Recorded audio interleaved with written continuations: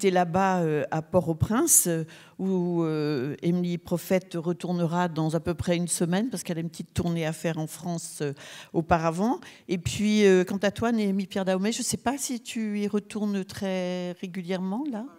Je viens de rentrer là, de Port-au-Prince. Je viens de rentrer il n'y a pas si longtemps. D'accord.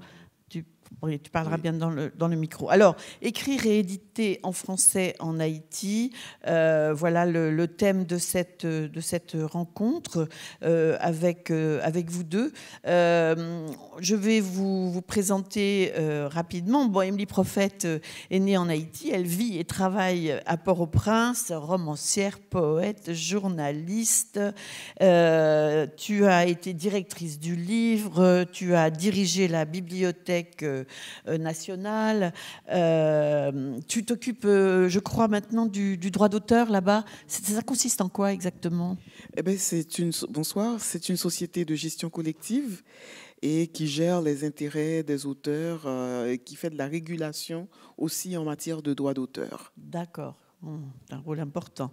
Et puis, donc, tu as écrit des livres, et le tout dernier, le voici, Les villages de Dieu.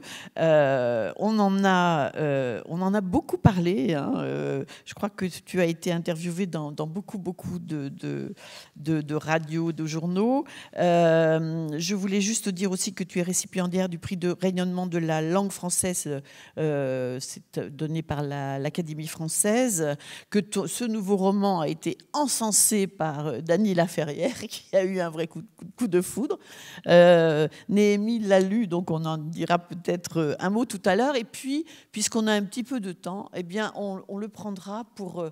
moi, je trouve que c'est bien de parler de la langue française dans le monde entier. C'est bien d'écouter aussi, d'entendre le son de cette langue française et d'entendre leurs mots, leurs rythmes, etc. Donc, nous lirons chacun un extrait de leur livre.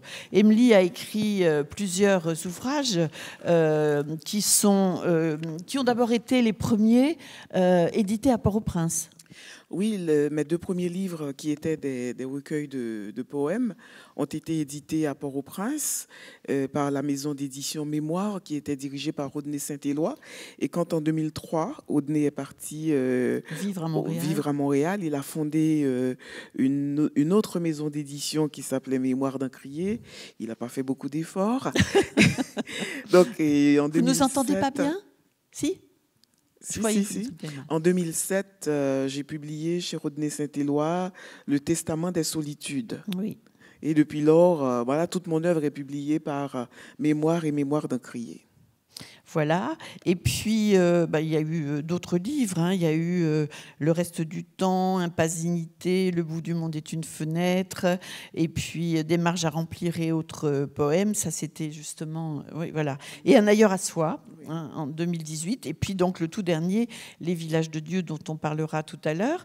Et Néhémie Pierre Dahomey, lui, alors, je retrouvais sa bio. Je retrouvais. Non, mais attendez. Voilà. Tu t'es installé à Paris en 2013 pour poursuivre des études de philosophie. Tu continues toujours ? Non. C'est fini. Fils d'un pasteur pentecôtiste et d'une mère dévouée à l'Église. Apparemment, c'est dans la biographie, on rappelle toujours ça. Je ne sais pas si ça a une importance si grande pour toi. J'ai très hâte du moment où les gens l'oublieront. D'accord. Ça veut dire que je suis Si tu veux, on l'oublie tout de suite. Hein. On ne l'a pas dit. Je suis très content de le savoir moi-même pendant ces années-là. Et plus tard, les gens l'oublieront, je suppose. Ouais. Premier roman s'intitulait Rapatrié. Il est paru en janvier 2017. Il racontait l'histoire de Belliqueuse Loussin et de ses deux filles, Bélial et Luciole, à travers une période de 30 ans, de l'ère des boat people au tremblement de terre de 2010. Et puis là, vient de sortir, enfin, est sorti, on en a déjà parlé à Étonnant Voyageur au mois de juin, Combat, aux éditions du Seuil, dont on entendra un extrait tout à l'heure. Alors, de manière très différente Néhémie, tu as été édité directement en France. Tu n'as jamais... Si, tu as eu un petit texte édité, je crois. Oui, j'allais le dire. Alors, comment j'ai commencé à publier ? il y avait un concours de poésie à l'École normale supérieure pour les étudiants. J'étais en philosophie et j'ai quand même gagné le concours de poésie. Et ils ont fait... alors, le concours de poésie a été jugé par Nadève Ménard, critique littéraire haïtienne, et Marc Xavier, écrivain haïtien, les deux vivant en Haïti. Ils ont décidé de publier les textes des 3 gagnants, dont le mien, donc, comme j'étais le lauréat. Et par la suite, bon, à l'époque, je publiais sous le nom de Dolmancé. Alors, Dolmancé, c'est un personnage de la philosophie dans le boudoir de Sade. Et c'est le nom que je portais étudiant. Bon, il faut savoir faire les choses correctement. Ensuite, j'ai publié un livre de poésie qui s'appelle Emmuré, auto-publié à Port-au-Prince, et Emmuré en 2009. Livre de poésie qui traite des murs, de leur enfermement en même temps que de leur protection. Mais ça, c'est pour le pitch. Surtout, livre qui met en vers mes sentiments de l'époque. Mais ces 2 livres, comment dire, comme j'ai envie de dire, comme toute autopublication, ont du mal à trouver leur place dans ce qui deviendra probablement ma bibliographie. Parce que tout simplement, il n'y a pas forcément un travail journalistique derrière qui a pu faire découvrir à un large public ces livres. Est-ce qu'on peut dire, juste une petite question comme ça au passage, justement que les premiers écrits aussi, quand on se retourne sur eux, on se dit... ce sont quand même, ça fait partie de l'apprentissage. Non, pas du tout. Je suis vraiment très content de ces livres. Oui. Vous savez, pour Emmuré, en tout cas, honnêtement, Emmuré a aujourd'hui 3 préfaces. C'est-à-dire, 2 ans après la publication, je l'ai relu, j'ai fait une préface. 3 ans après, je l'ai relu, je fais une préface. Et encore 1 an après, je l'ai relu, je fais une préface. Quand je le relirai dans 5 ans ou 10 ans, j'espère en faire une préface. Alors, ce sera un livre où il y aura beaucoup plus de préfaces que de textes, que je rêve vraiment de publier un jour dans ma vie. Mais vraiment, c'est une bonne idée. J'aimerais vraiment beaucoup publier un jour Emmuré, mais je laisse passer un certain nombre d'années pour qu'il y ait assez de préfaces pour que ça fasse substantiellement un livre. Alors, la question que tout le monde se pose, voilà, pour Rapatrier, par exemple, comment est-ce que ça s'est passé pour l'édition en France, puisqu'il a été édité en France Quand je suis arrivé à Paris, en tant qu'étudiant à l'université Paris 8, en tout cas quand je suis venu vivre à Paris, puisque la première fois que je suis venu à Paris, c'est y compris grâce à Émilie Prophète, puisqu'on travaille ensemble à la Direction nationale du livre à Port-au-Prince. Et j'étais venu en France grâce à une lettre de sa part à l'ambassade de France. Elle devait juger que je devais connaître Paris. Moi, je disais seulement que j'allais rencontrer des lecteurs et des lectrices parce que je devais, sous la férule d'Émilie Prophète, créer des groupes de lecture en Haïti, ce qu'on a fait. Hein. Mais quand je suis venu vivre à Paris en 2013, fin 2012, début 2013, je savais qu'il me fallait trouver un éditeur. Parce que j'avais déjà quelques textes dans ma besace, parce que ce qui est devenu Rapatrier était déjà très entamé et, à mon avis, de l'époque finie. Mais j'ai attendu quelques mois, voire quelques années pour me rendre compte que ce n'était pas encore fini pour refaire. Donc, je savais que j'avais besoin d'un éditeur. Il se trouve que, probablement conscient de ce que c'était que d'être publié en Haïti ou à l'étranger, j'avais besoin d'être publié en France précisément. Et ça, on va peut-être en reparler. On va en reparler. C'est le thème de l'après-midi. Oui. Alors, Émilie, ce serait intéressant de faire un petit panorama de la situation du livre en Haïti et d'ailleurs d'abord des maisons d'édition. Des maisons d'édition, il y en a quelques-unes, et même de très vieilles maisons d'édition, comme les éditions Fardin, Dieudonné Fardin, qui a travaillé toute sa vie sur une machine à sténéotyper, c'est ça? C'est comme ça qu'on dit, avec l'impression... Une vieille machine à la main. Une très vieille machine. Donc, les impressions n'étaient jamais géniales, mais on avait les livres. Les livres étaient disponibles parce que lui, il reproduisait, rééditait des livres qui étaient dans le domaine public. Donc, ce qui nous rendait beaucoup service quand nous étions étudiants, de pouvoir trouver un Jacques-Stéphane Alexis ou un Jacques Roumain et tout. Il y a aussi la Maison des Champs, qui est une très vieille maison d'édition, mais qui fait très peu de littérature, qui travaille surtout sur les livres scolaires parce que ça rapporte plus d'argent. Et il y a de nouvelles maisons d'édition. Il y a Boteg Édition, qui n'a pas un très grand catalogue, qui publie... 80 livres quand même. Hein, 80 livres, oui, mais en combien de temps? Je veux dire, ces 2 dernières années, ils n'ont quasiment pas fait de livres. Et il y a ces aussi... 2 dernières années étaient peut-être particulières aussi. Oui, très particulières, j'en conviens. Il y a aussi C3 Éditions qui fait beaucoup de livres. Je ne parlerai pas de la qualité des livres produits, édités par C3 Éditions, mais il reste que C3 Éditions fait beaucoup de livres et aussi des livres scolaires. Il y a les éditions Choukoun, qui est une très ancienne maison d'édition aussi. Et de temps à autre, voilà, je sais qu'il y a des petites initiatives. Lionel Trouillot, l'écrivain Lionel Trouillot. L'atelier jeudi soir, qui a publié Néhémie, qui a fait une version haïtienne de Rapatrié. Ah oui. Donc voilà, et puis je sais qu'il y a des petites maisons d'édition qui prennent forme depuis quelque temps. Il y a Poulouchia, donc de petites initiatives. Donc c'est très compliqué vu que le marché est très réduit, mais il y a quand même des maisons d'édition. Où ça pose problème, c'est plus pour la diffusion.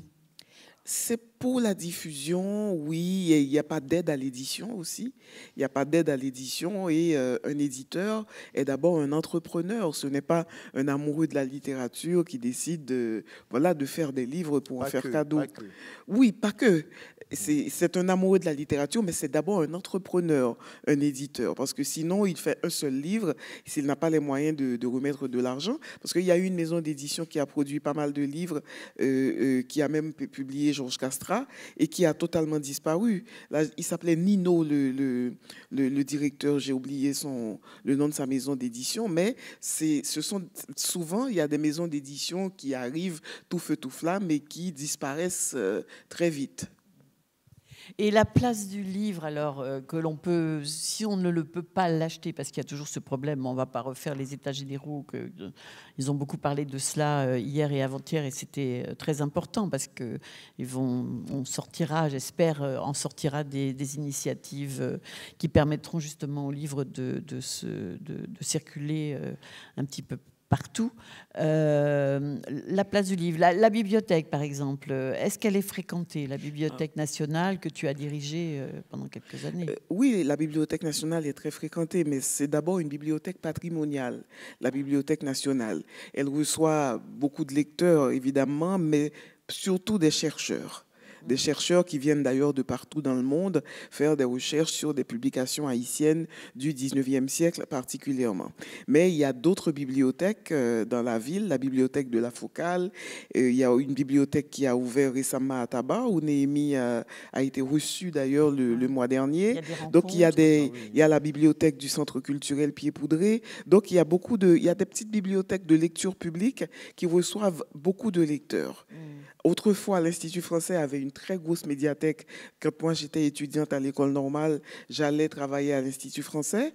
Mais depuis le séisme, la bibliothèque de l'Institut français a disparu. L'Institut français en Haïti, ce qui est une grosse anomalie, n'a pas de médiathèque dans le pays. Ils n'ont pas pu. Ils se sont relogés dans un local qui ne leur permet pas d'avoir une médiathèque. Oui, même avant le séisme, elle était indépendante. Non seulement indépendante, mais elle était déjà en retrait. Ce n'est pas le séisme qui a cassé le projet. 2008-2009, la médiathèque était déjà en retrait, Émilie, de l'Institut français. Après, le séisme, évidemment, ayant changé les locaux de l'Institut, comme ils devaient déloger la médiathèque, et ils n'ont pas, je suppose, pu le faire, mais vous leur demanderez plus précisément.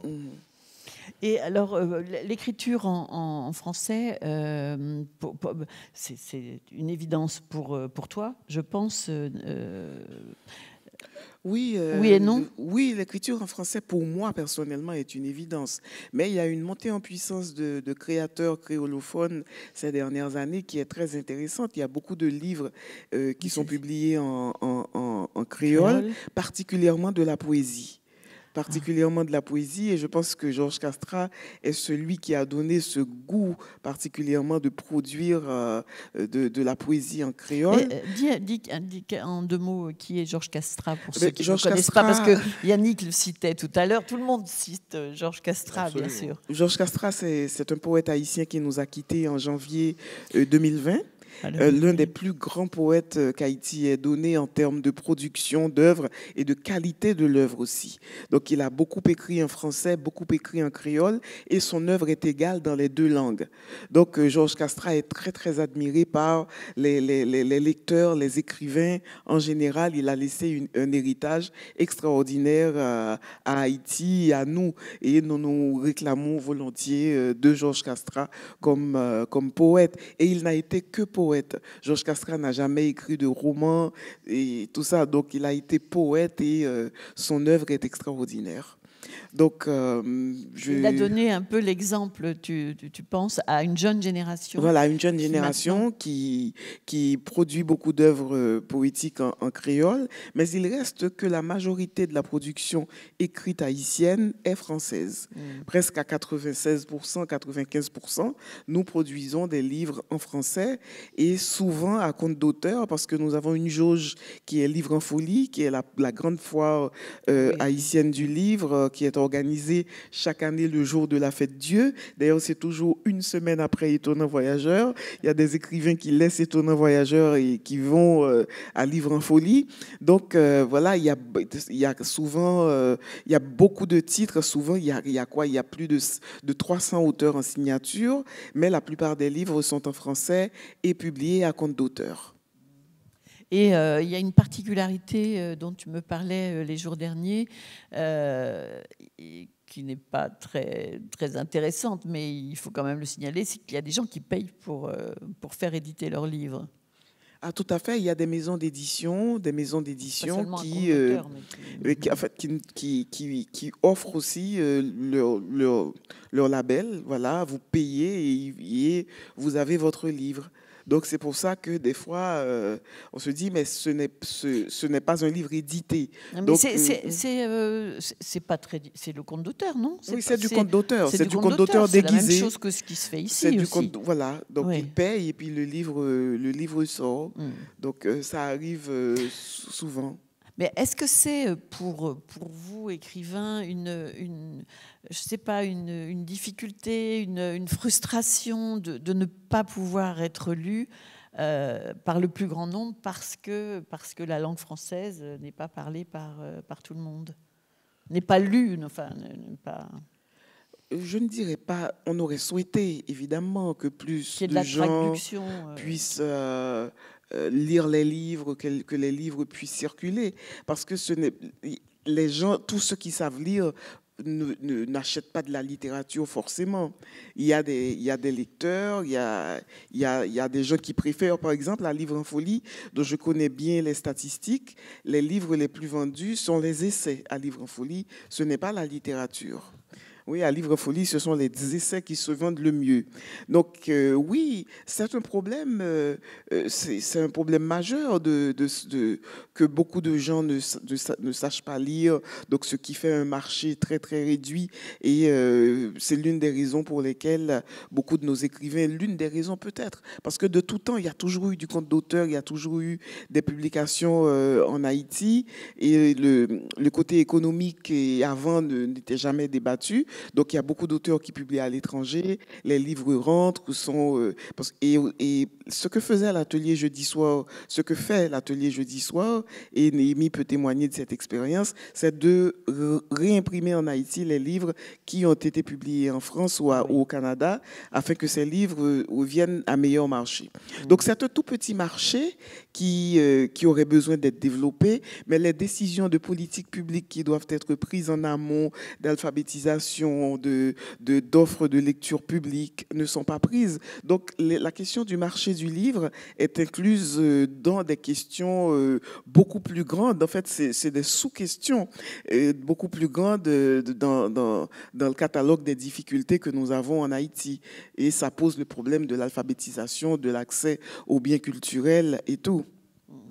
Alors, je voulais dire sur la même question que il y a la question du lectorat n'est pas la même que la question de la langue. C'est-à-dire que si les gens ne lisent pas, parce que dans ta question, Maët, tu as dit que les gens ne pourraient pas avoir la lecture et l'accès aux livres parce que écrit en français. Ce sont deux choses très différentes. C'est-à-dire que le lectorat n'est pas seulement réduit parce qu'il est créolophone.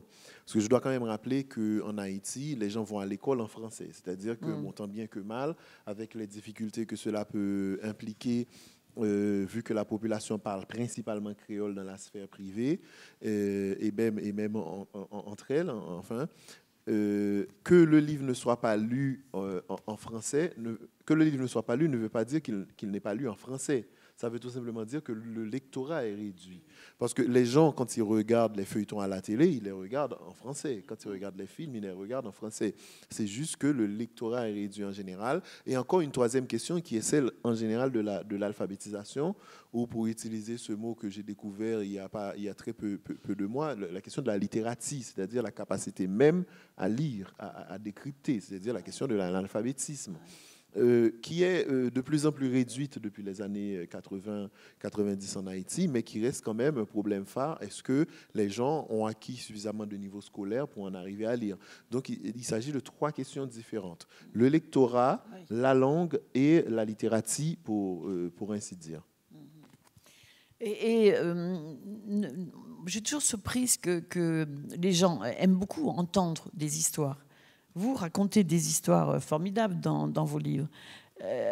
Pourquoi ne pas les proposer en lecture à voix haute, par exemple? C'est pas développé en Haïti, ça? Ouh là là, est-ce qu'il y a des éditions? Parce que j'ai découvert en France quelques éditions qui mettent le livre audio déjà. Oui, et le livre audio, mais je ne parle pas de mettent, ça. Je parle vraiment de la rencontre avec des lecteurs et de la lecture à voix haute. Je me dis toujours que ça fait vivre, ça ferait vivre. Enfin, c'est peut-être une idée. Oui, parce que là, j'ai un livre que Amazon publie le 1er janvier 2022 et j'ai aussi donné mon accord pour un livre audio qui sortira en même temps que le livre papier et le livre numérique. Mais ce sont des décisions qui doivent être prises par les éditeurs et voilà, de mettre ces histoires qui, somme toute, sont très belles et qui trouveraient leur place chez les Haïtiennes et les Haïtiens, de faire des livres audio. C'est en effet une excellente idée et voilà, pourquoi pas. Mais pour répondre à une autre facette de la question, Émilie, moi je suis arrivé personnellement à la littérature par des textes dits sur scène. C'est quelque chose de très commun en Haïti. C'est-à-dire que la poésie de Georges Castrat est connue parce que aussi beaucoup dites. Quasiment tout le monde, quasiment chacun dans le milieu littéraire connaît au moins un poème de Georges Castrat, 1 ou 10 d'ailleurs, souvent les mêmes. C'est-à-dire quand à Port-au-Prince, on est dans une soirée de poésie ou de littérature et qu'on commence par dire « ce n'est pas avec de l'encre que j'ai écrit », il y a toujours quelqu'un pour dire « c'est avec ma voix de tambour assiégée par des chutes de pierre ». C'est-à-dire la poésie est très dite. Elle est présente. Elle est très présente. En tout cas, dans les milieux elle circule, elle est chantée aussi. C'est-à-dire elle est chantée, elle est dite. Donc, la question de la littérature portée par la voix, il ne me semble pas que ce soit une question absente de les milieux culturels à Port-au-Prince. En tout cas, moi, c'est comme ça que je suis arrivé précisément. Oui, ça, je suis d'accord. Et puis, il y a des festivals depuis quelque temps. Par exemple, à la fin du mois de novembre, il y a le festival En lisant. Donc, l'idée, c'est qu'il m'a demandé d'ailleurs l'autorisation de lire Un ailleurs à soi parce qu'ils vont travailler autour du thème de l'ailleurs. Donc, j'ai dit oui. Donc, là, c'est vraiment de l'oralité. Ils lisent, ils font des spectacles à partir de textes vivants, de textes contemporains. Donc, voilà. Mais je comprends aussi ce que Mariette a dit. Ce n'est pas gravé, c'est-à-dire on ne peut pas juste télécharger ça d'un site de téléchargement ou trouver un disque dans un magasin. Oui, c'est vrai qu'il n'y a pas d'éditeur de livre audio. Voilà, c'est ça. Il n'y a pas d'éditeur de livre audio à Port-au-Prince. Je ne sais pas si Maët, tu veux lancer une édition de livre audio. Oui, je vais venir. Certainement. Bon, puisqu'on parle de lecture, si on lisait un petit peu, si on écoutait un petit peu la musique de vos mots, le rythme de vos récits. Alors, je ne sais pas. Je sais que, Némi, tu as lu le livre d'Émilie. C'est toujours difficile de le... J'ai fait mieux que le lire. Tu l'as aimé je suis en train de le lire. lire. Ne va pas dire le contraire. J'ai été interrompu dans la lecture du livre d'Emily par mon voyage à Port-au-Prince. Et je ne vais pas te dire ce que j'en pense, pas parce que j'en fais un secret, parce que dans une semaine, figure-toi, je vais discuter avec Emily de son livre à l'ambassade d'Haïti à Paris. On va avoir un débat où je ne serai pas du tout questionné, mais je questionnerai moi-même Emily Prophète et Louis-Philippe d'Alembert autour de leur livre, donc Les Villages de Dieu et Milwaukee Blues. Alors, on commence peut-être par un extrait de lecture. Alors, de lecture des villages de Dieu. Alors, juste sur la 4e de couverture, c'est écrit Cécé, Célia. Je suis une fille avec une histoire très ordinaire. Ma mère fut ma grand-mère. De ma famille, je n'ai eu qu'elle. Ça commence, voilà, c'est en exergue sur la 4e de couverture. Et je vais demander à Emily de nous en dire un mot avant même de choisir un extrait. Célia, c'est la narratrice, c'est l'observatrice, c'est celle qui va nous faire découvrir ces quartiers de Port-au-Prince où on ne met pas. Alors, je t'ai demandé si tu étais allé dans ces quartiers où on ne peut pas aller, je crois. Non, je n'en serais pas sortie vivante parce qu'il y a un journaliste en mars 2018 qui est entré dans les villages de Dieu faire je ne sais quoi, de reportage ou photo, et il a disparu. Donc, si vous n'êtes pas un habitant du quartier, on ne vous connaît pas, vous n'en sortez pas vivant. Il faut dire que ce sont des mondes à part qui sont dirigés par des gangs. Qui sont dirigés par des chefs de gang. Par des chefs de gang qui se succèdent rapidement parce que pour prendre la place du chef, c'est une place très convoitée. Donc, de temps à autre, un de ses lieutenants l'assassine pour pouvoir devenir chef à son tour. Parce qu'être chef de gang donne droit à un certain nombre de privilèges. Déjà l'argent, les femmes. Et on discute avec des autorités politiques, des ministres et aussi des gens d'argent, des commerçants et tout ça. Donc, c'est une place très, très convoitée. Et Célia vit dans une de ces cités, un de ces ghettos qui s'appelle la Cité de la Puissance Divine. Et la cité Pourquoi on trouve Dieu, la puissance divine, partout? Voilà, la Cité de la Puissance Divine qui fait partie des villages de Dieu, qui en fait est le lieu principal où se déroule le récit, et est voisine d'autres cités qui portent aussi des noms tirés de la Bible. Cité de l'Éternel. Voilà, pas Cité de l'Éternel, Bethléem, Main bénie, mais de Jéhovah. Mais c'est vrai, il y a beaucoup de ces cités, de ces cités sauvages, parce que ce ne sont pas des décisions de la mairie, ce ne sont pas des villes construites, il n'y a aucune urbanité, il n'y a rien. Donc, ce sont des terrains souvent qui sont envahis par des pauvres ou des gens qui reviennent de la province et qui construisent et l'État ne s'en occupe pas. Donc, effectivement, il y a une cité à Port-au-Prince qui s'appelle les Villages de Dieu, et Village de Dieu est à côté de Grand Ravine, de Thibois, mais il y a aussi un terrain où se sont réfugiés des victimes du tremblement de terre de 2010 à la sortie nord de Port-au-Prince qui s'appelle Canaan. Donc, la religion, elle est très présente déjà, et depuis plus d'une cinquantaine d'années, depuis toujours peut-être, il y a beaucoup de cultes réformés qui viennent s'établir en Haïti.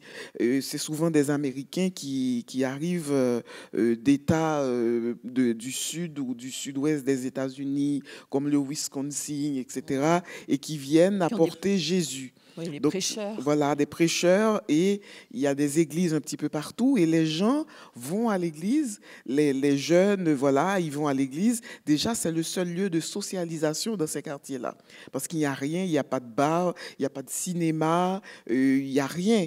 S'il y a des bars, souvent, les jeunes n'ont pas assez d'argent pour aller s'offrir un verre dans ces bars-là. Donc, ce sont des lieux de socialisation. Donc, tout tourne presque burlesque autour des églises. Il y a aussi le vaudou, évidemment.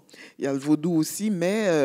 Ça se côtoie, enfin les deux, on peut être à la fois... De tout temps, sans problème. Oui. Donc, voilà, et les gens vont beaucoup à l'église. Donc, c'était... voilà, donc c'est une forme de... C'est une métaphore, les villages de Dieu, parce qu'il y a tous ces villages dans le livre. La cité de la puissance divine, Bethléem, Main bénie, etc., Source bénie, Main de Jéhovah, où vivent ces populations qui sont sous la férule des chefs des gangs.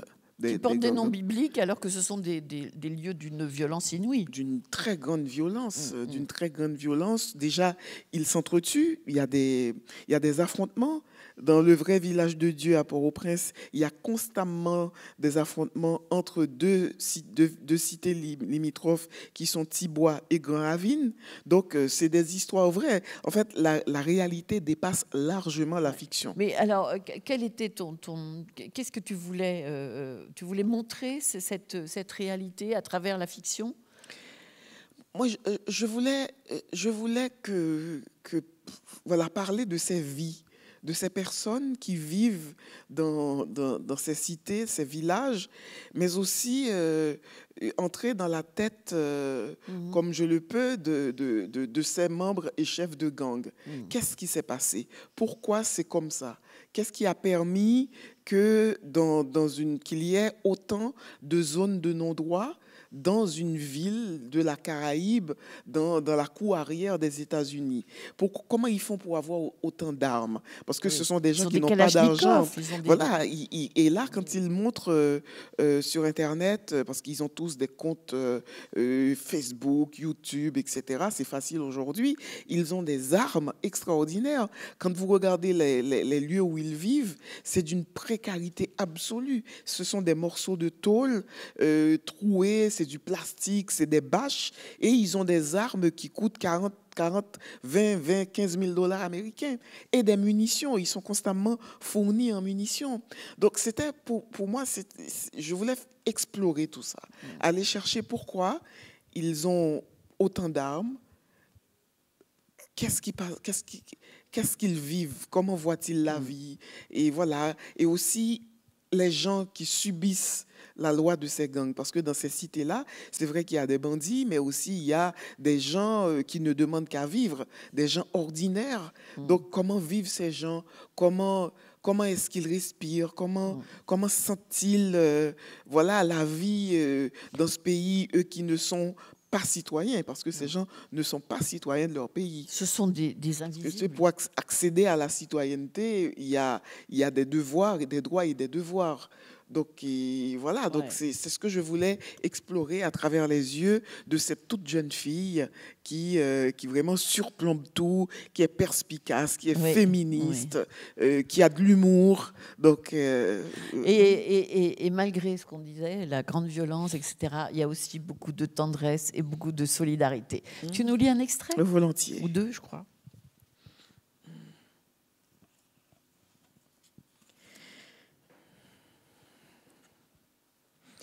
La cité de la puissance divine était d'abord du bruit, des bruits qui couvraient d'autres bruits, des projectiles tirés en plein jour pour effrayer un commerçant qui ne voulait pas s'acquitter de la redevance envers le gang du moment qui rançonnait, des postes de radio dont le volume était mis à fond, chacun mettant un programme différent, des voisins qui s'insultaient, des cris d'enfants qu'on tapait, des gosses qui étaient en train de courir, jouer, maigres, handicapés parce qu'ils avaient eu des accidents divers, que leurs parents, pendant leur gestation, avaient bu trop d'alcool, fumé trop de substances interdites, qui subissaient la cruauté de leurs camarades, des mioches trop nombreux qui témoignaient du taux élevé de la natalité, nés d'amour éphémère, de viol ou des œuvres de Dieu lui-même. Des jeunes femmes qui priaient à longueur de journée affirmaient très sérieusement avoir été engrossées par le Saint-Esprit et racontaient leurs songes à des gens ébahis qui croiraient n'importe quoi tant ils étaient paumés, désespérés. Les fous, trop nombreux, les alcooliques, les drogués, les éclopés du dernier tremblement de terre ou victimes des gangs, les aveugles, les morts que l'on pleurait, les prédicateurs qui serraient la main de Dieu plusieurs fois par jour, les marchands ambulants qui vantaient haut et fort leurs produits, les chiens maigres qui se ressemblaient tous, reniflant partout à la recherche de nourriture, sautillant sur trois pattes avec un œil crevé, une blessure infectée, parce que tout le monde se défoulait sur les chiens errants, par plaisir, par habitude, par désœuvrement. Les caillassés étaient un réflexe chez les enfants et les adultes. La cité de la puissance divine sentait mauvais. Ce devaient être toutes ces rigoles, ces eaux qui stagnaient et autre chose, beaucoup d'autres choses. Chez nous avait toujours eu l'odeur de la graisse, de la nourriture. Chez Natacha sentait le sulfate. Sa mère vendait des shampoings, du savon, des produits qui servaient à blanchir la peau, ce que Natacha faisait elle-même depuis la 6e. L'Église sentait la sueur, celle de ces femmes, de ces hommes qui y passaient trop de temps, qui portaient trop de charges, au propre comme au figuré, et qui venaient confier ces fardeaux au Seigneur, qui ne s'empressait pas de les en débarrasser. Le collège mixte Bernardin de Saint-Pierre sentait le fatras, les déchets ménagers pourris, parce que les gens se débarrassaient de leurs ordures derrière ces murs. La direction avait mené toutes sortes de campagnes, proféré des menaces contre ceux qui le faisaient sans jamais arriver à les en dissuader. Chez Soline sentait les épices dont elle faisait le commerce, l'ail, le girofle, le gingembre. Chez Fanny sentait l'alcool dont Élise était toujours imbibée. Dans la maison de Fénelon et d'Yves-Rose, les odeurs étaient mélangées, sans doute à cause des différents types de produits qu'ils proposaient dans leur petite boutique où j'allais acheter des cahiers à crédit. Jo et Edner étaient des maçons et leurs femmes ne travaillaient pas. Chez eux, c'était des odeurs de vomi et de défécation d'enfants, de sueur. Chez Nestor sentait la vieillesse, le renfermé, les épluchures de bois qui tombaient comme des cheveux, tout enroulés, des planches qu'il rabotait pour fabriquer les coffrets qu'il vendait. Et tous ces effluves se mélangeaient et enfermaient tout le monde dans la cité de la puissance divine. Merci beaucoup. Merci, Emily. Je vous rappelle le titre, Les villages de Dieu, et un livre paru chez Mémoires d'Encrier. Alors là, on va basculer dans un autre monde, un monde rural, une autre époque, voilà, avec le livre de Néhémie. On va le résumer quelque peu avant d'en lire un extrait. Je lis d'abord en résumant. Comme tu veux. Parce que j'avais déjà ouvert la page. Oh, très bien. Avant la rainette de la pluie sur la contrée, Frère Lélé dit à Ludovic que ce qu'il faut, mon cher ami, c'est mettre tous les habitants à l'unisson autour d'une grande procession. Une grande prière à l'adresse du vent, des arbres, du soleil, des montagnes, de la rivière et de chaque être qui respire dans ce monde comme dans d'autres.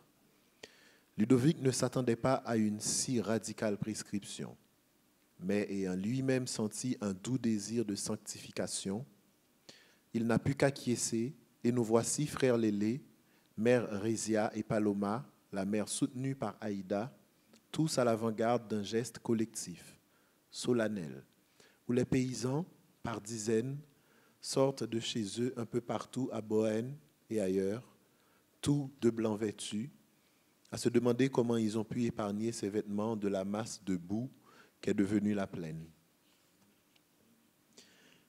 Ils sortent sans un mot, les pieds nus, se suivent et tracent le long de la rivière. Ils s'acheminent vers la tête de l'eau, comme qui dirait à sa source.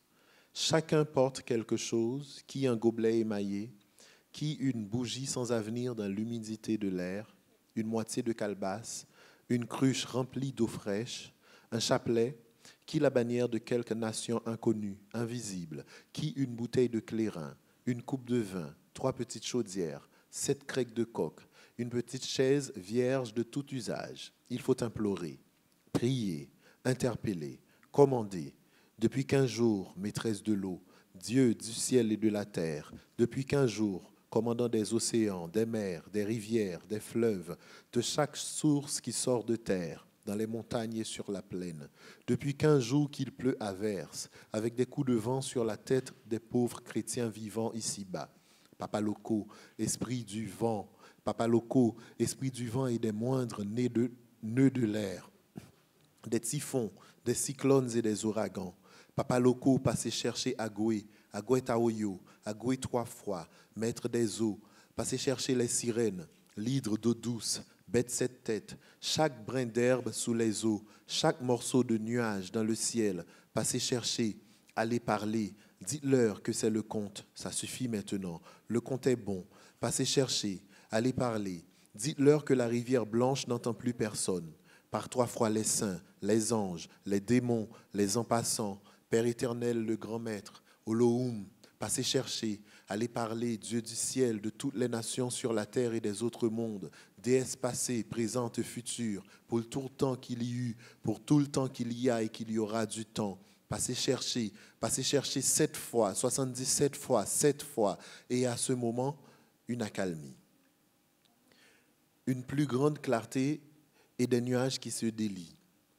Sous un signal de frère Lélé, la mère d'Aïda, d'un reste de voix frêle, douloureuse et profonde, avec une main posée sur l'épaule de sa fille attentive, la mère se lance dans un chant séculaire, se faisant accompagner de sa vraie fausse cousine, Paloma Placide, et à 2 voix, elles refont la beauté des nœuds de l'air. Il y a le corps de toutes et de tous au bord de la source, celle qui exécute la libation, qui verse de l'eau dans l'eau, du clairin dans l'eau, du sable blanc dans l'eau, du sable noir dans l'eau.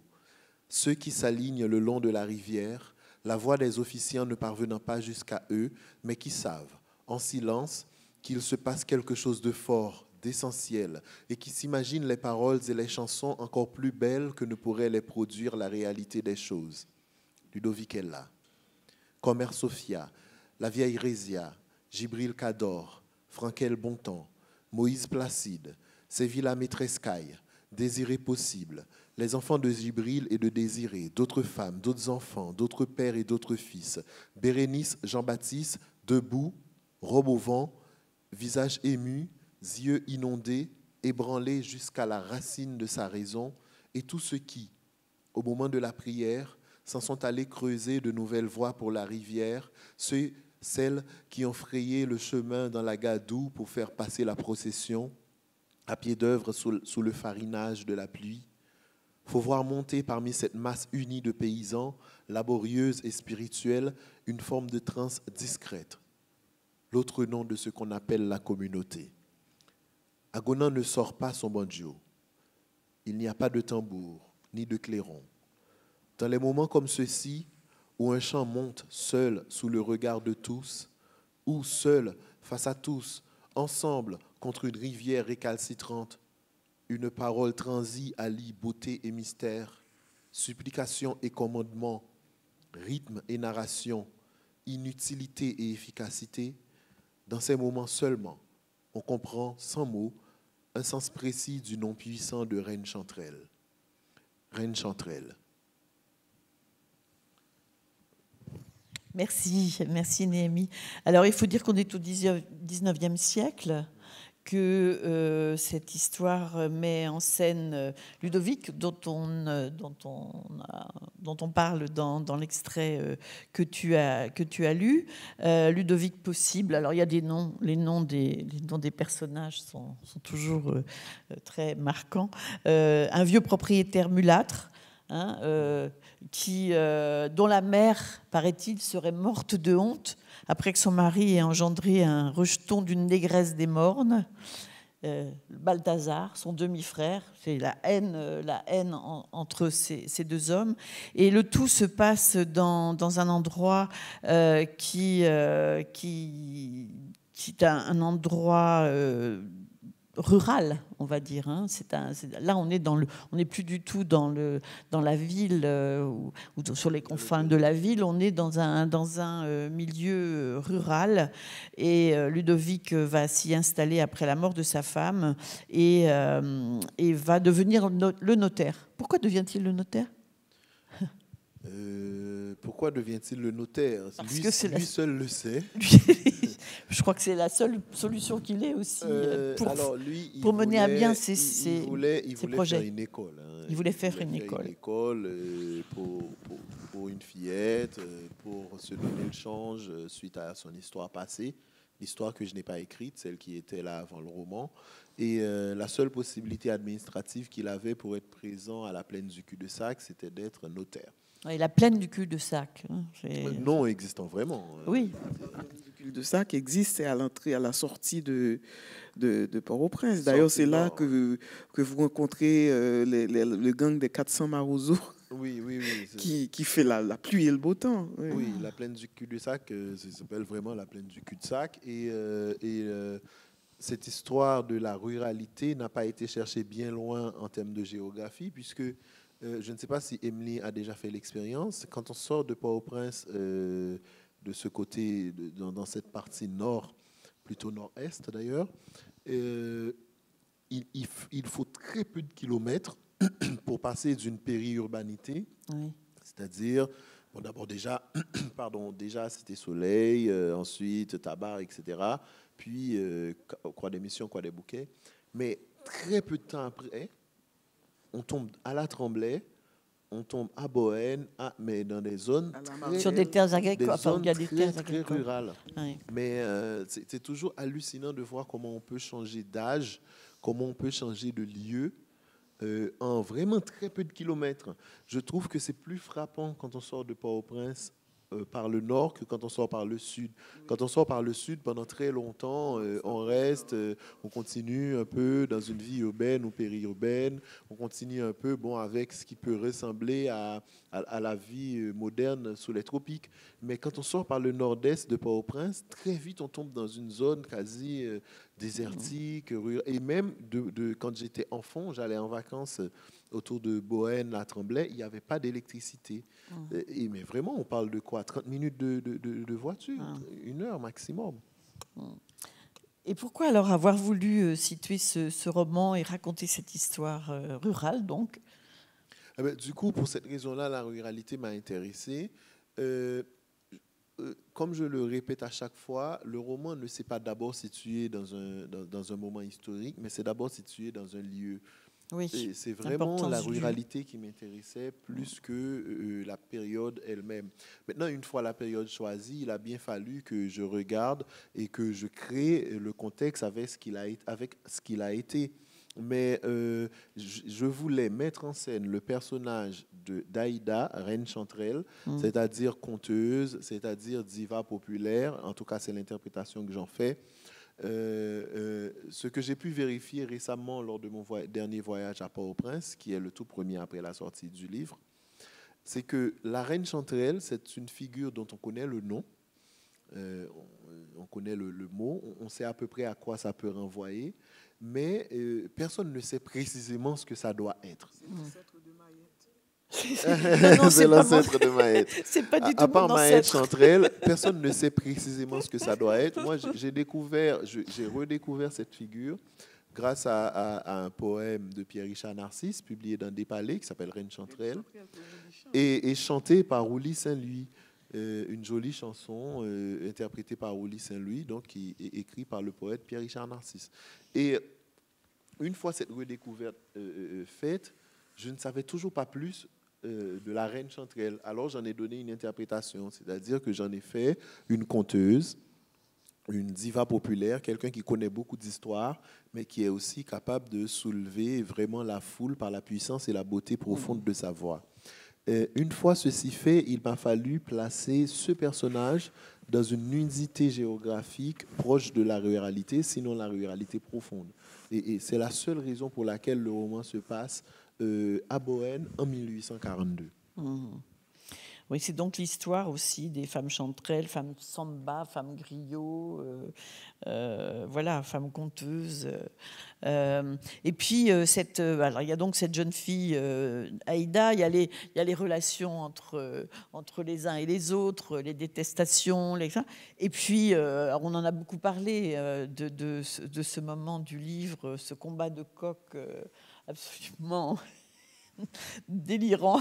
Je ne sais pas comment le qualifier en fait. Emily, toi qui as lu le livre, comment est-ce que tu l'as reçu? Mais moi, j'ai vu ça comme une métaphore.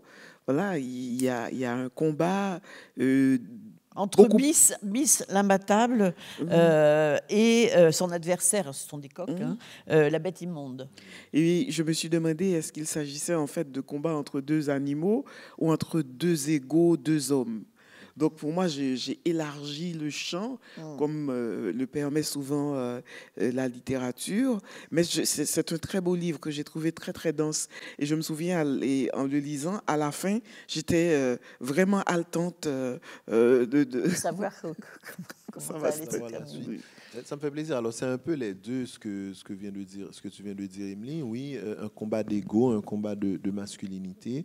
Mais c'est aussi tout simplement un combat de coq que j'ai pris plaisir à écrire. Alors, je ne sais pas, je ne t'ai jamais entendu parler de ton rapport avec le fait d'écrire même. Moi, ce n'est pas quelque chose qui me procure plus de plaisir que cela, dans le sens premier du terme plaisir. C'est-à-dire, quand j'ai envie de m'amuser, ce n'est pas sur mon ordinateur que je me précipite pour écrire. J'ai plutôt tendance à m'asseoir, à lire, à regarder passer les gens, à boire une bière. Mais je dois quand même avouer que ce combat de coq, j'ai pris plaisir à l'écrire. Ce qui s'appelle du plaisir, ça m'a amusé. Je ne sais pas si toi, ça t'a amusé de décrire les odeurs telles que tu l'as fait non, dans les... C'est fou, on y est. En fait, moi j'écris par besoin. Ce n'est ni du plaisir, ni du travail. C'est une nécessité, c'est un besoin, le besoin de raconter quelque chose qui me traverse et me travaille, de donner de la voix. Et je me laisse totalement dominer par le récit aussi. Parce qu'en écrivant Les Villages de Dieu, j'étais habitée par les personnages et j'étais moi-même fascinée dans une sorte de je ne sais pas ce que c'est pas du narcissisme, mais j'étais fascinée par Jules César, fascinée par Patience. Ce sont les noms des personnages. Hein. Patience, Jules César, par Cécé elle-même. Oui. Cécé, qui pour moi est une personne absolument cynique. Voilà, elle est attachante, mais il y a beaucoup de cynisme aussi dans sa manière de regarder les autres, d'être là et d'être dans un jugement absolument lapidaire par rapport à Patience, qu'elle trouve très belle, mais aussi qu'elle trouve absolument ridicule et grotesque. Elle navigue un peu voilà. comme ça entre les uns et les autres. Moi, j'ai été dominée, absolument bouleversée. Et quand je fermais l'ordinateur, voilà, il m'est arrivé d'arrêter ce travail pendant 3 mois, tellement ça allait vite. Et quand je rouvrais le fichier, c'était pareil. Ça venait. Donc, c'est des instants de grâce. Et on n'a pas cette grâce dans tous les livres que l'on écrit. Il y a des livres qui s'écrivent beaucoup plus vite, très, très inspirés. C'est vraiment des moments de grâce en littérature. En tout cas, moi, je vous invite à découvrir ces 2 livres que j'ai eu énormément de plaisir à lire. On va rappeler le titre de celui de Néhémie. Combat, c'est tout simple. Paru aux éditions du Seuil. D'ailleurs, vous voyez 2 beaux coqs, enfin, pas tout à fait des coqs quand même, sur la couverture. Et puis celui d'Emily Prophète, Les Villages de Dieu, paru... chez Mémoire d'Encrier, j'arrive pas à définir ce qu'on voit sur la couverture. C'est une coiffure. Ah, c'est une coiffure. Je me disais, c'est une énorme araignée. Ah non, oh là là. C'est une coiffure. C'est une coiffure. Bon, merci, voilà. J'ai la réponse à ma question. Merci à vous de nous avoir écoutés. Nous allons refermer ce rendez-vous. Tout à l'heure, il va y avoir de nouveau alors je cherche mon programme, une autre rencontre sur le thème, je vais vous le dire, je devrais le savoir par cœur, mais je ne le sais pas, sur le thème entre les langues. Et nous aurons sur ce plateau Emna Belarch, je le prononce mal, Yahya, Georgia Maklouf et Grégoire Paulet, et je serai en compagnie de Sonia Fitouri pour animer. Sonia Fitouri qui connaît bien ces auteurs que nous aurons sur ce plateau. Merci de votre attention, à tout à l'heure. Merci à tous les deux. Merci. Merci, c'était magnifique.